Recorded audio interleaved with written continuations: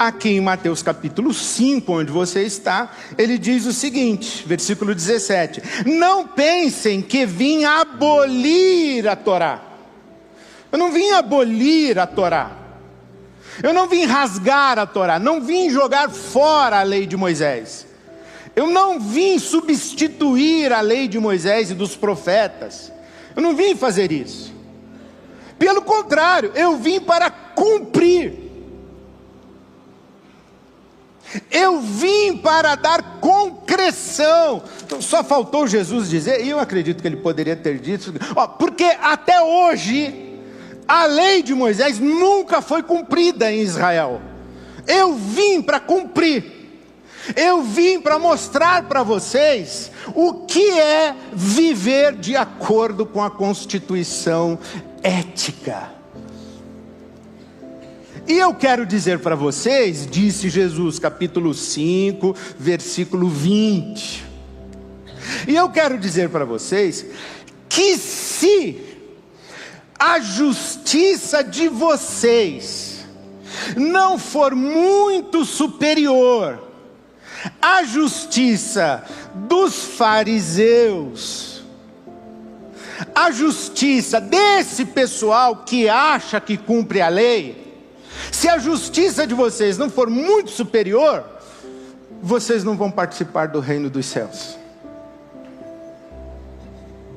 Então não é que Jesus é contra a Torá. Ele é muito a favor. E ele se submete a ela. E diz, eu vou mostrar para vocês como é que vive alguém que cumpre a lei. E lembre-se que quando Jesus viveu cumprindo a lei, o pessoal que era a turma de nós somos os religiosos exemplares, os religiosos padrão, esse pessoal ficava dizendo que ele estava desobedecendo a lei. Ele curava no sábado, desobedeceu a lei. Ele conversava com mulher, desobedeceu a lei. Matar e apedrejar pode, o que não pode é tratar com respeito, com afeto. Pode matar, apedrejar a mulher adúltera, isso pode. Aí Jesus diz, ninguém te condenou? Também não te condeno. Aí não cumpriu a lei. Jesus tocava nas pessoas enfermas, nos leprosos, por exemplo. Não cumpriu a lei. Jesus disse, pode derrubar o templo. Aí, tá vendo? Não cumpriu a lei. Tudo que Jesus faz, o pessoal de Jesus, ele comia sem lavar as mãos. Tá vendo? Não cumpriu a lei.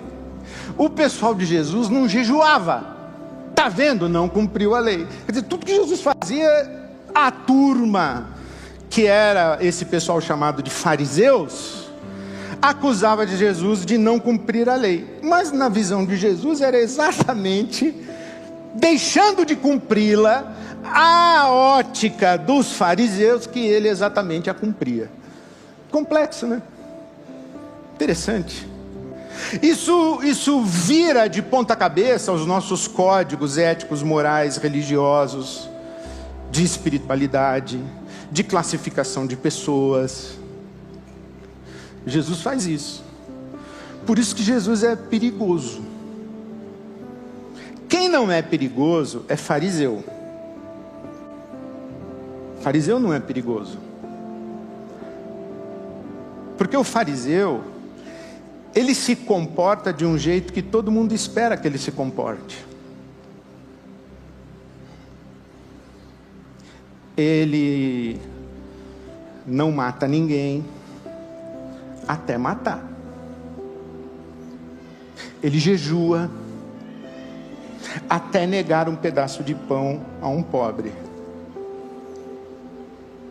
Ele dá esmola, mas não para todo mundo, porque os direitos humanos são apenas para humanos direitos. Então o fariseu, ele não incomoda ninguém. Quem incomoda é Jesus, que se confia a gente incômoda. Por isso o Sermão do Monte é uma proposta de espiritualidade absolutamente perigosa, porque subverte o mundo em ordem dos religiosos de plantão e deixa nus os religiosos de plantão. Por isso, o Sermão do Monte é imprescindível como leitura, meditação, objeto de estudo, de reflexão e como guia para a nossa caminhada espiritual. Então essa minha fala, essa minha palavra dessa manhã, nem comecei, viu? Eu só fiz a introdução. Essa minha fala de hoje de manhã é uma expressão de absoluta solidariedade a pecadores, gente ruim, mal resolvida, gente complicada, gente cheia de sombras na alma, gente em busca, gente desqualificada, gente que está debaixo de julgamento moral, de julgamento religioso, é gente assim, não do bem, sabe? E principalmente é uma fala de absoluta solidariedade ao pessoal que olha para a vida religiosa organizada e diz: não aguento isso. Eu preciso de ajuda na língua portuguesa. Eu não caibo aí? É isso? Não caibo.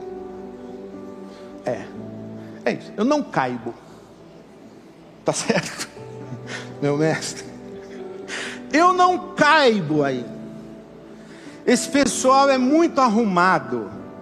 Esse pessoal é muito correto. Esse pessoal sabe cantar as músicas e eu não sei. Esse pessoal sabe os versículos e eu não sei. Esse pessoal sabe se comportar dentro do templo e eu não sei. Esse pessoal, inclusive, finge que aguenta isso tudo e eu não consigo fingir. Então a minha fala é de absoluta solidariedade. A gente que está incomodada com a religião organizada nos termos em que ela está posta hoje. Uma religião excludente, uma religião impiedosa, uma religião segregacionista, uma religião hipócrita, uma religião que varre sujeira para debaixo do tapete, esconde esqueleto no armário, uma religião que apedreja quem sai do armário, mas quem fica no armário está de bem com a religião, só não pode sair do armário. Ficar dentro do armário pode. Se você ficar no armário, você canta no coro, saiu do armário, vai dar problema.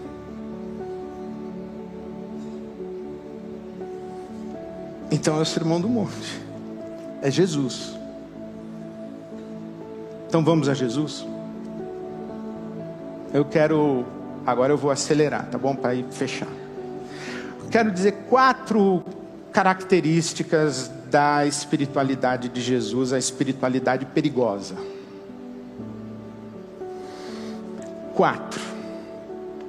Porque Jesus, ele não quer converter esse pessoal desqualificado à religião.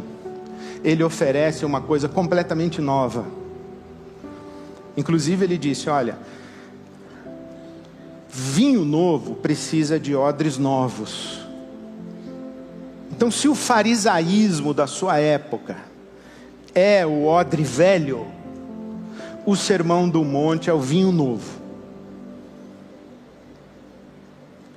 Então, 4 características desse vinho novo. Primeiro, a proposta de espiritualidade de Jesus tem a ver com a nossa interioridade. Não tem a ver com o nosso comportamento moral visível, a nossa declaração de fé doutrinária correta.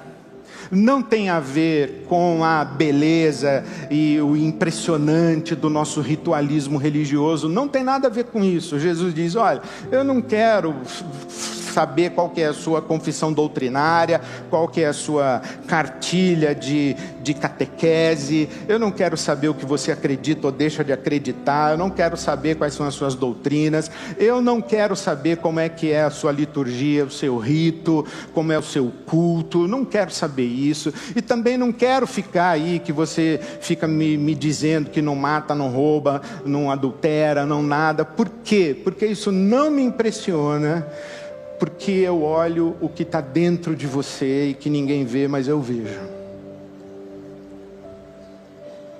Eu não estou preocupado se você não matou, eu quero saber se você odeia, se você tem ressentimento, se você tem mágoa, se você é capaz de perdoar. É isso que eu quero saber. Eu não quero saber se você adulterou ou não adulterou.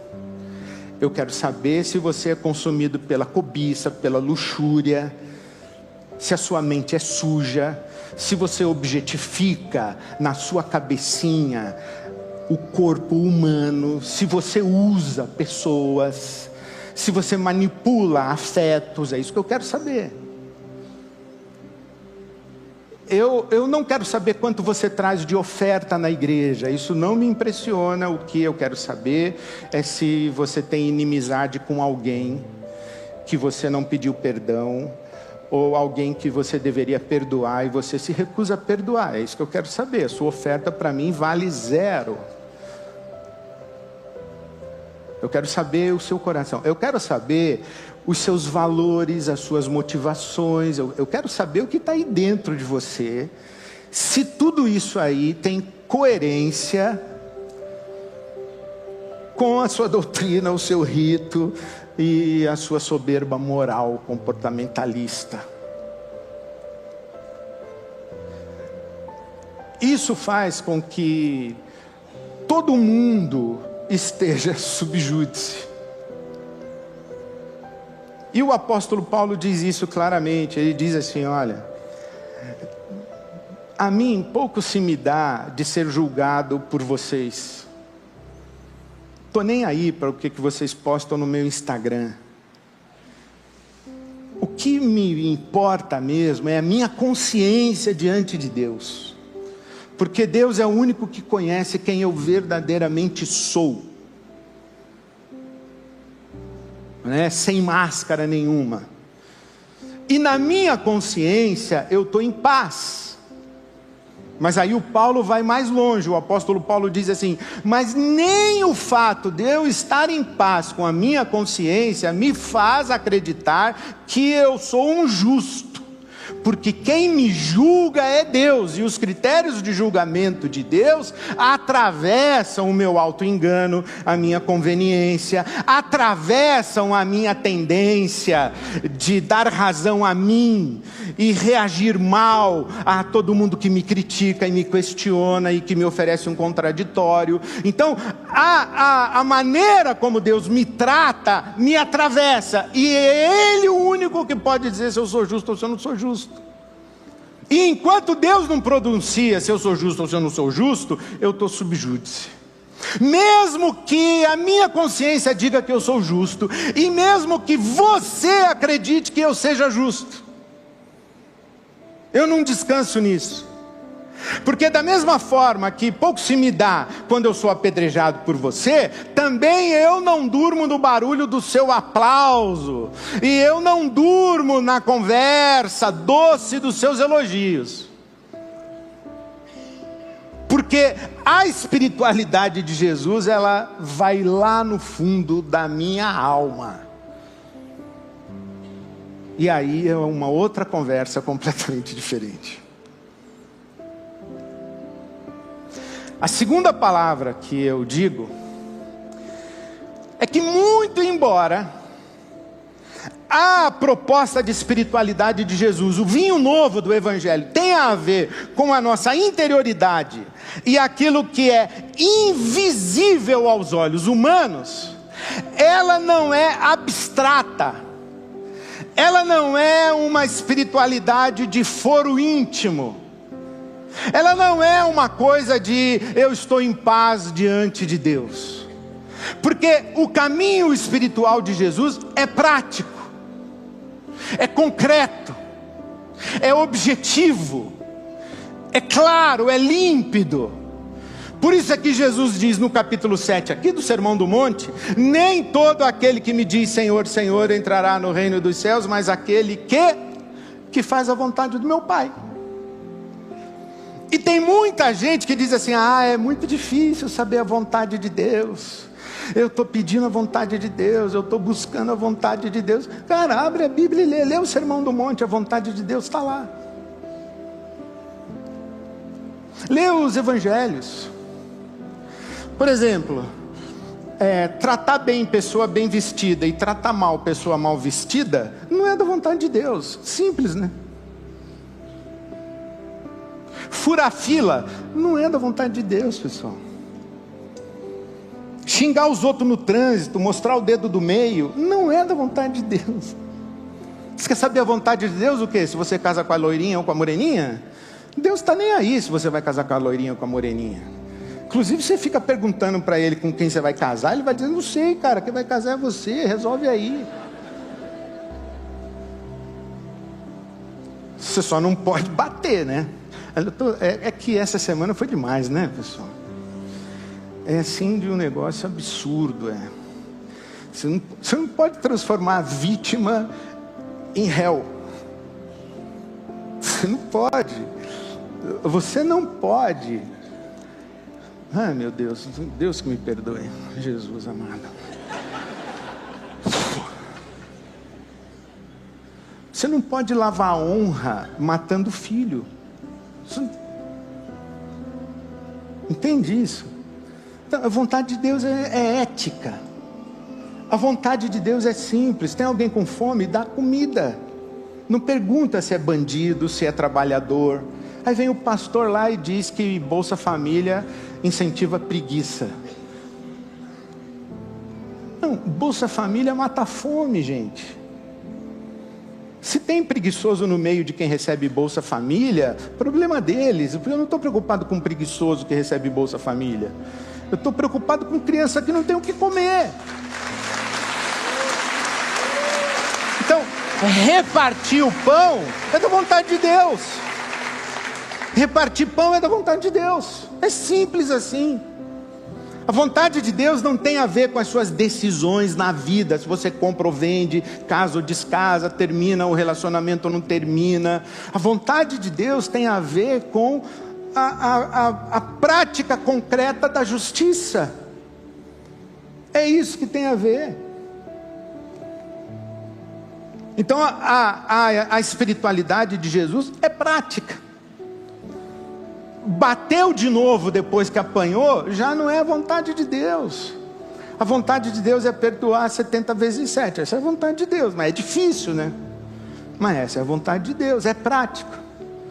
É convidar o cunhado para o almoço. Não convidou, já está fora, irmão. Não adianta orar na mesa. É simples. É prático. Terceiro, então tem a ver com o interior, não é abstrato de foro íntimo, é concreto, é prático. Terceiro, é relacional. Não tem esse papo de eu estou bem com Deus. Você está bem com Deus, mas a sua mulher não está bem. Seus filhos não estão bem. Você está bem com Deus, mas a equipe que você lidera não está bem. Te acha uma pessoa insuportável. Te acha arrogante. Você não ouve ninguém. Você tem um rei na barriga. Você tem sempre razão.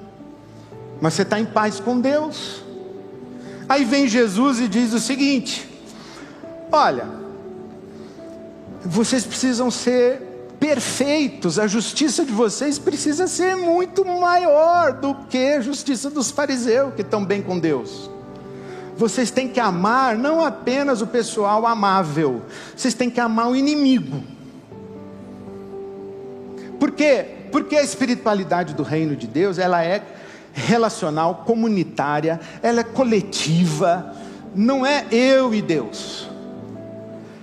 Por exemplo, eu cresci no Evangelho, dentro de uma igreja evangélica, e fui ensinado desde pequenininho a que eu tinha que aceitar Jesus como meu Salvador, e que o Senhor é o meu pastor. Mas não, o Senhor é o nosso Salvador, não é meu Salvador, é o nosso Salvador. Não existe eu no caminho de Jesus, só existe nós. Ou é nosso ou não é de ninguém. Não existe meu, existe nosso. E quando eu digo o Senhor é o meu pastor, quem está orando não é um indivíduo, é o povo de Israel que está orando, o Senhor é o meu pastor, é um povo. É que esse povo se enxerga como um só. Tanto que o ditado judaico em referência ao holocausto é o seguinte: o holocausto não matou 6 milhões de judeus, matou um judeu 6 milhões de vezes, porque matou um, matou todos.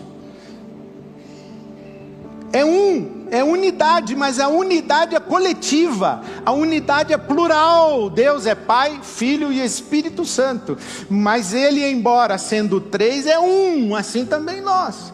Por isso Jesus diz: olha, vocês observam os religiosos, eles saúdam quem os saúdam. Eles emprestam a borracha para quem emprestou o lápis de cor ontem.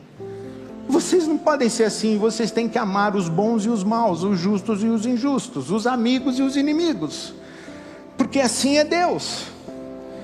Então a espiritualidade de Jesus é relacional e é coletiva. E por último, a espiritualidade de Jesus, ela é teocêntrica. Quem está no centro da experiência espiritual de Jesus? O ser humano, a natureza, os pets, o dinheiro? Não. Deus o Pai. Deus. É a prática religiosa? Não, é Deus. É a doutrina? Não, é Deus. Porque o que Jesus fala? Não dê esmola na frente dos outros, não ore na frente dos outros, não jejue na frente dos outros. Onde você faz isso? Diante do Pai que vê em secreto, porque você vive para o público de um. A sua preocupação o tempo todo é o que Deus está pensando a respeito disso, o que Deus está achando disso que eu estou fazendo, como é que Deus enxerga isso que eu sou, como é que Deus trata, o que Deus está achando dessa música que eu estou cantando, o que Deus está achando dessa cirurgia que eu estou fazendo, o que Deus está achando de eu estar vendendo o carro nesse preço. É isso, Deus, é Ele que importa, é isso que Jesus ensina para a gente. Então é uma espiritualidade que tem a ver com as coisas lá de dentro, da profundidade da nossa alma. É uma espiritualidade que é prática, concreta. É uma espiritualidade que é coletiva. E é uma espiritualidade que está diante de Deus. E você sabe que para nós, Deus tem um nome, qual é? Jesus. É isso, é Jesus. Que lindo, e eu agradeci a Deus a oportunidade de chorar hoje de manhã enquanto cantava. Declare o nome de Jesus. Eu fiquei imaginando um lugar assim tudo escuro e eu gritar Jesus, e aí ilumina tudo. Uns demônios assim vindo puxar meu pé de noite, eu falar Jesus, e eles vazam. Eu fiquei imaginando essas coisas. Jesus. Fiquei imaginando eu entrar numa reunião tensa e falar Jesus, e ele dizer, estou contigo, estamos juntos. Fiquei imaginando essas coisas. Onde você vai essa semana, com quem você vai falar, que desafio você tem, que loucura você vai administrar. Jesus. Está preocupado com o seu chefe? Está preocupado com o seu exame de saúde? Está preocupado com a sua entrevista de emprego? Está preocupado com o seu contra-cheque, com o seu saldo bancário? Você está preocupado com o problema do seu filho, com a sua filha? Você está preocupado com o seu casamento? Fecha seus olhos, meu querido, minha querida, e diz: Jesus. E diz para Ele assim: estou aqui, eu estou aqui, inteiro, inteira. E deixa Jesus entrar aí, nessa sua alma. Deixa Jesus entrar aí nessa sua relação. E não coloque nenhum outro critério para a sua conduta, para a sua postura, para a palavra da sua boca, para a sua decisão, senão Jesus. Porque Ele está vivo, e está conosco, e está em nós, e nós somos de Jesus e de mais ninguém. E isso é que faz a gente não se sentir bem em determinados ambientes, em determinados relacionamentos, diante de determinadas posturas. Faz a gente comprar briga que a gente não devia comprar porque vai dar confusão, mas a gente não consegue não comprar. Faz a gente falar o que vai incomodar, mas a gente não consegue se calar. Por quê? Porque nós somos de Jesus. Você quer não ter problema com ninguém? Vire um fariseu. Vire um evangélico assim, bem legal. Com a doutrina certa, um evangélico calvinista. Vira um evangélico calvinista. Aí já diz que você foi predestinado, manda o resto para o inferno. E fica de boa. Vira um evangélico calvinista. Vai na igreja, canta as musiquinhas lá direito, não fraqueja no dízimo, irmão, senão vai dar ruim, seja dizimista, sabe? E o que está fora do lugar? É do mundo, gente, é do diabo. Não se preocupa com isso não, não vai arrumar confusão não, fica aqui na sua igreja evangélica direitinho. Aí você não arruma confusão com ninguém. Agora, se você quiser caminhar com Jesus e beber o vinho novo, é treta, meu querido. Se prepara.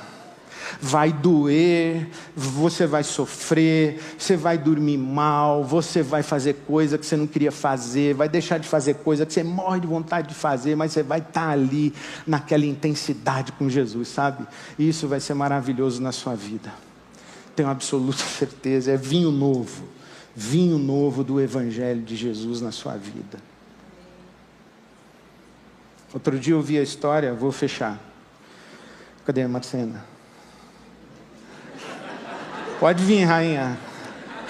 Vem com a banda, vamos com tudo.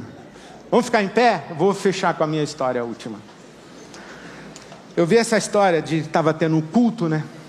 Estava tendo culto. E aí, do lado de fora, tinha uma pessoa sentada, lá no estacionamento, lá sentado.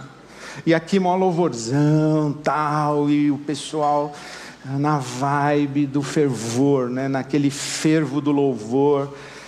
E Jesus, onde estava? Lá fora. Aí Jesus está entrando. E senta do lado da pessoa que está lá fora. E diz assim: por que você não entrou? E o sujeito nem tem coragem direito de olhar para ele e diz assim: porque eu não sou digno. Aí Jesus dá um abraço nele e diz: você está bem mais perto de Deus do que você pensa. Esse é Jesus. O pessoal aqui que se acha digno, Jesus olha com compaixão e diz: vocês estão perdidos e não sabem. E é por isso que vocês vivem essa fachada religiosa e criticam todo mundo e condenam todo mundo que não é igual a vocês. Agora, quem está aqui, mas que diz: eu estou aqui, Jesus, de verdade. E eu sei que eu não estou sozinho. E eu sei que o Senhor quer meter a mão bem dentro de mim. Fazer coisas de verdade comigo. No meio da minha família, da minha comunidade, da minha sociedade, com a gente aqui, para a gente fazer coisas bonitas em Teu nome, para a Tua glória, tendo só o Senhor como preocupação mesmo do coração. Esse pessoal que está aqui não se acha digno, porque nós nunca estaremos à altura de Jesus. Nós nunca estaremos à altura do Evangelho. Vou contar mais uma história, desculpa, perdão. Você acredita que uma vez eu estava no meu gabinete e um casal marcou hora para conversar comigo?